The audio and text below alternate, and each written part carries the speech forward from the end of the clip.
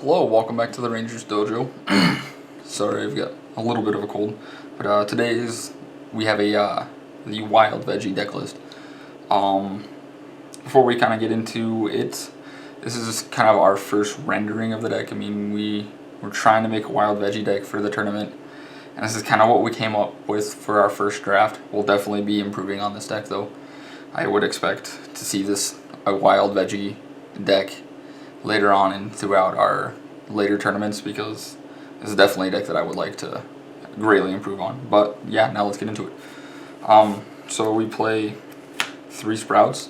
It's a Shield Blast. Once, I mean, you just put a mana or put a top card of your deck into your mana zone. It's an okay card for your acceleration. Each time one of your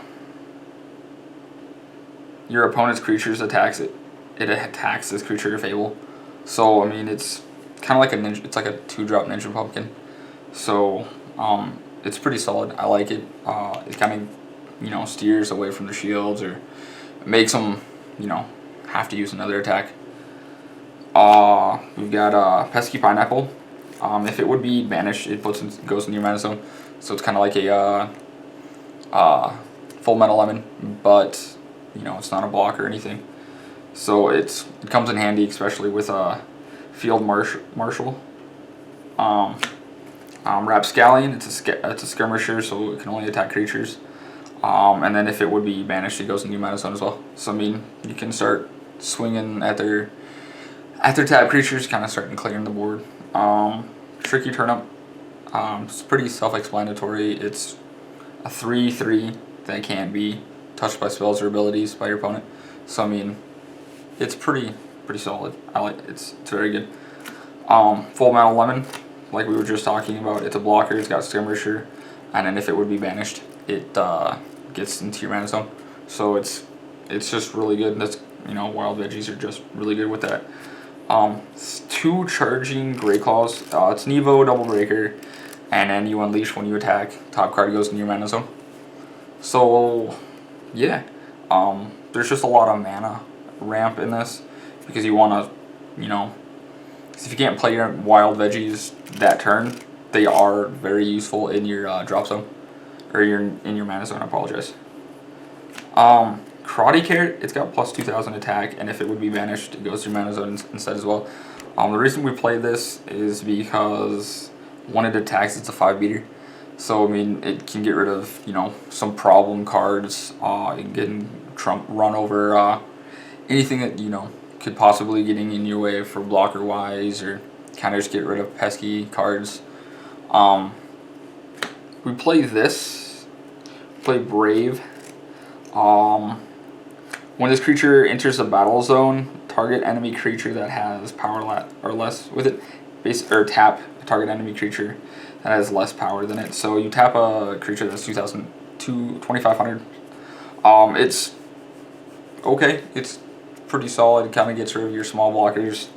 It helps kind of with your skirmishers, since they can only attack creatures. So, and then this creature can be blocked by creatures that have less power than it. I think it's an okay card.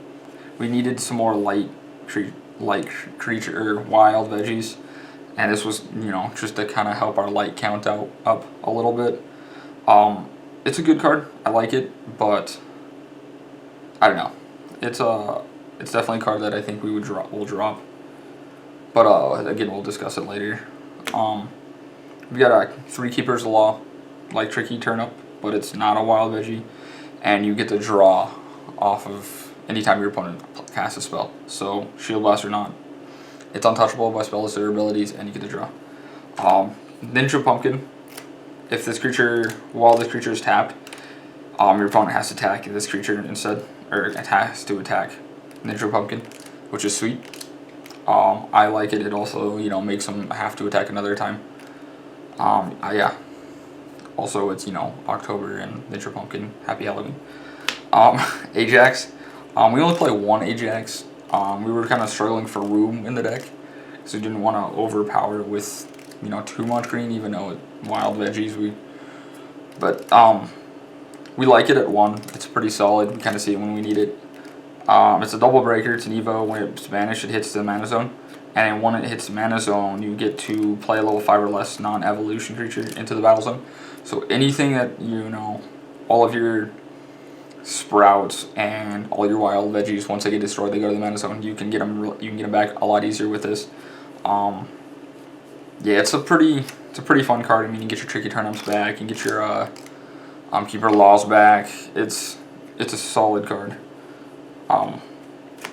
3 Stormstruck Blast, because shield blast that taps all of your enemy creatures.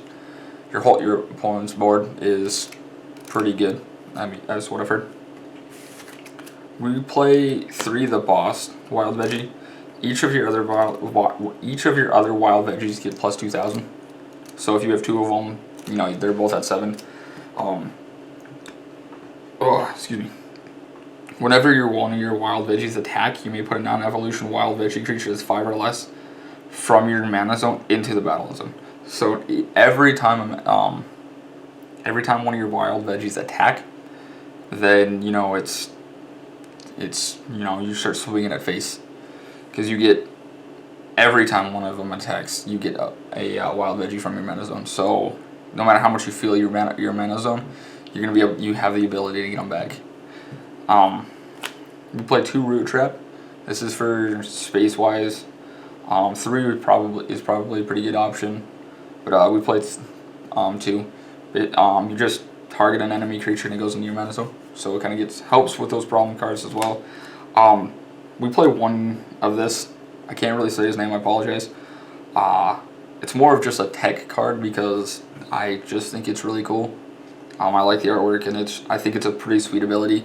Kind of helps out with the, you know, the shields problem if you can't seem to get over them, and you have a bunch of mana ramps to get to 9 pretty fast. But he's a blocker. He's a double breaker, and if he ever wins if this creature wins a battle, choose 2 of your opponent's shields and breaks them. So you don't even have to attack. So if they, let's say, you're just playing and they start swinging at your face and you block with this creature, they lose their creature and they lose 2 shields. I mean, it helps with the breaking these shields, especially. It's always nice to break shields, and it's even nicer to break them on your turn. So that's less shields that you have to break on your turn. And for the last 3, we have this. We have Blinder Horde. It's a vortex creature. It's pretty good. So vortex evolution is you have to put it on 2 of your light and or nature creatures, which that's all we play. But it's got to be 2. It's got to either be 2 natures, 2 lights, a light and a nature, something along those lines. And then whenever this creature attacks, tap a target enemy creature that has less power than it. Not much that you're going to be facing has more than 1450. 14,500.